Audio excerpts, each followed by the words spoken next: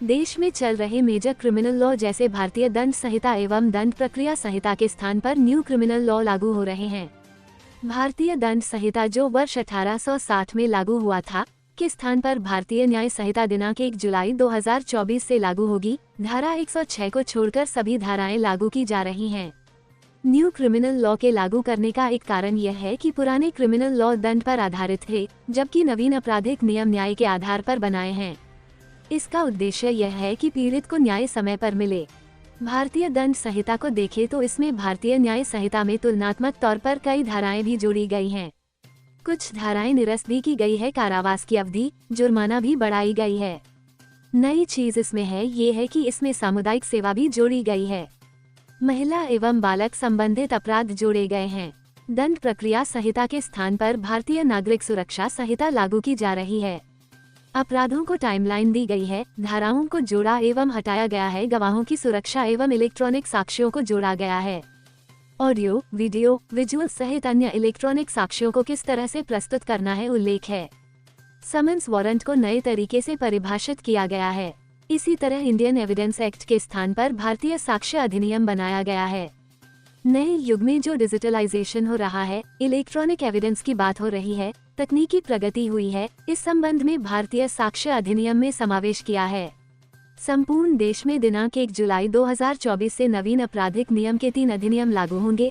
आपराधिक न्याय व्यवस्था सक्रिय रहेगी, पीड़ित को न्याय मिलेगा। इस हेतु संबंधित सभी कार्यालय एवं अधिकारियों को प्रशिक्षित एवं उपकरण अपडेट किए गए हैं। छतरपुर पुलिस द्वारा नवीन आपराधिक नियम संबंधी जानकारी के लिए जनसंदेश जारी किया गया है। आप सभी के संज्ञान में है कि जो हमारे 3 पुराने मेजर क्रिमिनल लॉ थे, जिसको हम आईपीसी, सीआरपीसी और एविडेंस लॉ कहते थे, उनके स्थान पर 1 जुलाई से नवीन आपराधिक अधिनियम लागू हो रहे हैं। इसकी हम थोड़ी सी यदि डिटेल में जाएं तो आईपीसी, जिसको हम इंडियन पेनल कोड बोलते थे, जो 1860 का बना हुआ है, उसकी जगह पे भारतीय न्याय संहिता आ रही है, जो कि 1 जुलाई 2024 से लागू होगी। और इसमें सिर्फ धारा 106 सबसेक्शन 2 है, जिसको अभी लागू नहीं किया जा रहा है। बाकी सभी पूरे देश में लागू की जा रही है। और इसका चेंज का one of the major reason यही है कि हमारे पुराने जो था वो दंड के उसमें बेसिस था, जो कि ब्रिटिश लॉ था। और वर्तमान में जो हमारा नया बना है भारतीय न्याय संहिता, ये न्याय उन्मुखी बनाया गया है। तो इसको बनाने का पर्पस ये है कि इसमें न्याय सही समय पे मिले। यदि हम आईपीसी में देखें, कई उसमें नए अपराध जुड़े गए हैं जो समय की आवश्यकता थी, चाहे हम उसमें ऑर्गेनाइज्ड क्राइम की बात करें या पेटी ऑफेंसेस, कई हैं उसमें। कुछ धाराओं में कारावास की अवधि बढ़ाई गई है, कुछ में जुर्माना बढ़ाया गया है। नई चीज़ इसमें सामुदायिक सेवा भी जोड़ी गई है। कुछ धाराएं निरस्त की गई हैं, महिलाएं, बालक को लेके नए अध्याय इसमें जोड़े गए हैं। इसी तरह से सीआरपीसी, जो हमारा 1973 का, उसकी जगह पे भारतीय नागरिक सुरक्षा संहिता बनाई गई है। इसमें कुछ चीज़ें बहुत अच्छी हुई हैं, जैसे इसमें अपराध के लिए टाइमलाइन दी गई हैं। इसमें भी कुछ धाराओं को जोड़ा गया है, कुछ हटाए गए हैं।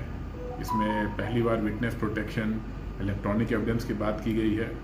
समन्स वारंट को भी नए तरीके से परिभाषित किया गया है। और साथ में ऑडियो, विजुअल, इलेक्ट्रॉनिक एविडेंस किस तरीके से प्रस्तुत करना, उनका साक्ष्य में क्या महत्व रहेगा। और जुडिशरी के लिए भी बहुत सारी टाइमलाइन इसमें ऐड की गई है। इसी तरीके से इंडियन एविडेंस एक्ट, जो हमारा काफ़ी पुराना 1872 का था, ये भी नया बन के भारतीय साक्ष्य अधिनियम हो गया है। और इसमें हम देख रहे हैं जो नए युग में जो डिजिटलाइजेशन हो रहा है और इलेक्ट्रॉनिक एविडेंस की बात आ रही है, बहुत सारा तकनीकी प्रगति हुई है, इन सबको समावेश किया गया है।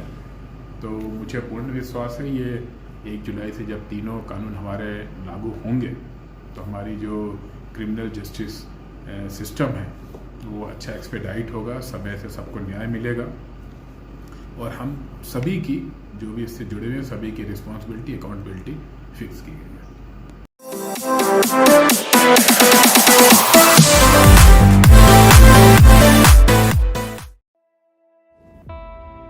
इस खबर के प्रायोजक हैं पहली गोल्ड प्रीमियम पान मसाला।